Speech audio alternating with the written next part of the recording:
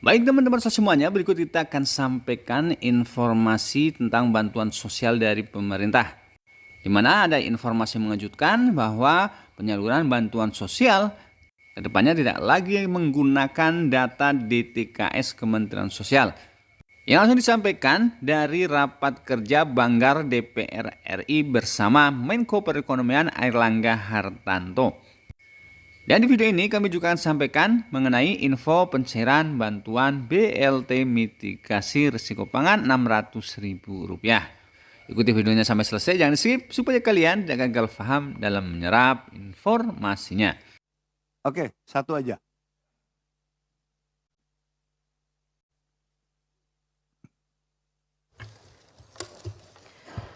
Terima kasih Ketua yang saya hormati atas izin yang diberikan untuk mengajukan pertanyaan. Pak Menteri Menko Perekonomian yang saya hormati beserta seluruh jajaran, Bapak Ibu anggota Banggar yang saya hormati. Izinkan saya menyampaikan ganjalan hati terkait dengan penggunaan Reksosek dan rencana ke depan. Di dalam RKP beberapa kali juga dituliskan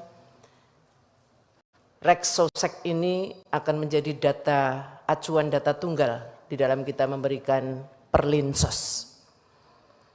Saya perlu menyampaikan ini karena kita mempunyai undang-undang penanganan kemiskinan yang menggunakan DTKS sebagai acuan data. Kami membutuhkan penjelasan karena memang ada beberapa program yang sudah ditetapkan untuk menggunakan Reksosek. Sementara undang-undang kita mengenai penanganan fakir miskin, itu kita masih mengacu kepada DTKS. Artinya kalau kita bicara Reksosek, secara undang-undang itu belum ada.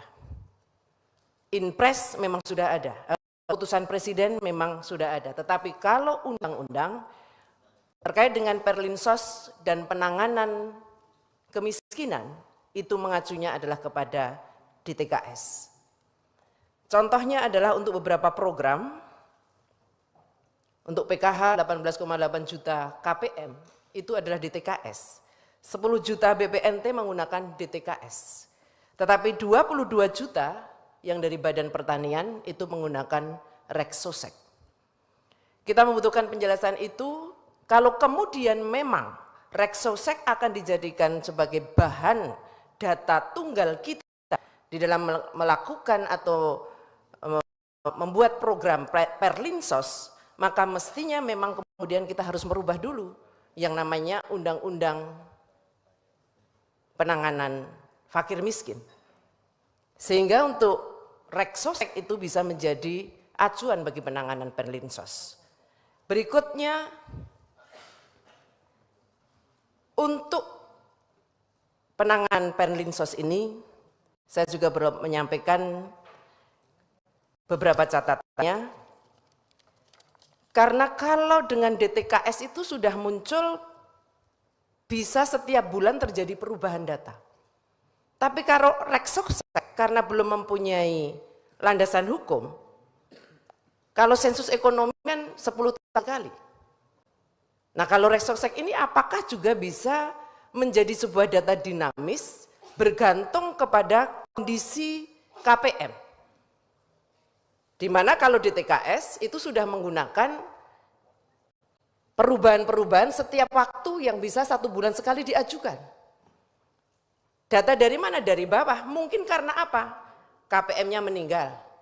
KPM-nya punya bayi baru.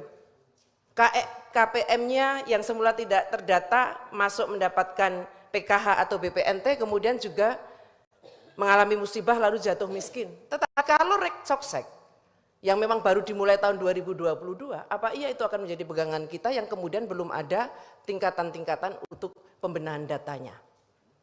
Saya berharap ini menjadi sebuah keputusan bersama kita, sehingga kalau memang Reksosek itu akan digunakan sebagai sebuah acuan, sekali lagi mohon ini juga kita harus memberikan payung hukum. Tetapi sebelum itu ada, maka acuan yang mestinya tetap mengacu Perlinsos itu menggunakan DTKS. Jadi saya berharap Pak Menteri Pak Menko bisa memberikan penjelasan kepada kami mengenai Reksosek dan DTKS. Demikian Pak, terima kasih. Penjelasannya dari saya aja ya. Yang pertama, 3 tahun terakhir di Banggar, DTKS itu ada exclusion dan inclusion error hampir 30%. Dan itu setiap tahun, itu declare pemerintah. Baik Raker maupun di Panja A maupun di Panja Belanja Pusat. Atas dasar itu kemudian Komisi 11 mengambil inisiatif memberikan dukungan kepada BPS untuk melakukan Reksosek. Nah, insya Allah Reksosek ini memang nantinya ketika akan diterapkan itu akan lebih canggih dari TKS karena dia akan mempergunakan sidik jari atau retina mata.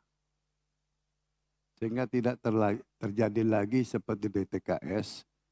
Memang ideal seakan-akan DTKS itu dari bawah ke atas. Tapi kalau dari bawah terus, kadang-kadang itu kalau tidak tetangganya kepala desa, tim suksesnya kepala desa. Dan itu fakta di setiap kabupaten yang kita temui.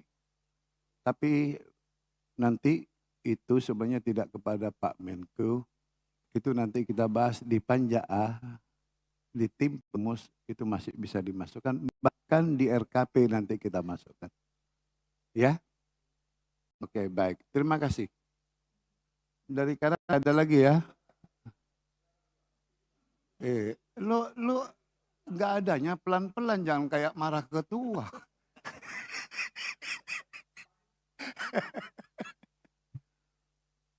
Baiklah Bapak Ibu sekalian, karena itu yang sudah kita sepakati bersama. Baik teman-teman semuanya, lantas bagaimana tanggapan dari Kementerian Sosial? Jadi Kementerian Sosial menegaskan bahwa data penerima bantuan sosial yang tersaji di Data Terpadu Kesejahteraan Sosial atau DTKS diperbaharui atau mengalami proses pemutahiran data setiap bulan. Jadi pemutahiran data ini diakui dan diapresiasi oleh Komisi Pemberantasan Korupsi atau KPK karena DTKS yang padan dengan nomor induk kependudukan atau NIK terus meningkat setiap saat.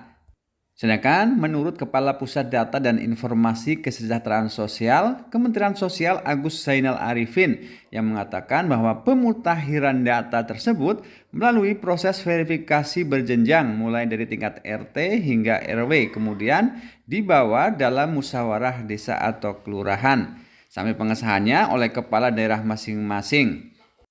Dan DTKS juga sudah melalui pengecekan berlapis pada proses pemadanan data dengan data milik kementerian dan lembaga lainnya. Kemudian Zainal Arifin saat melakukan konferensi pers di ruang pusat kendali Kemensos di Jakarta hari Jumat tanggal 21 Juni kemarin mengatakan bahwa pengelolaan data TKS oleh Kementerian Sosial merupakan amanat Undang-Undang Nomor 13 Tahun 2011 tentang penanganan fakir miskin. Data ini pun digunakan sebagai data terpadu penerima bansos bagi kementerian atau lembaga lain.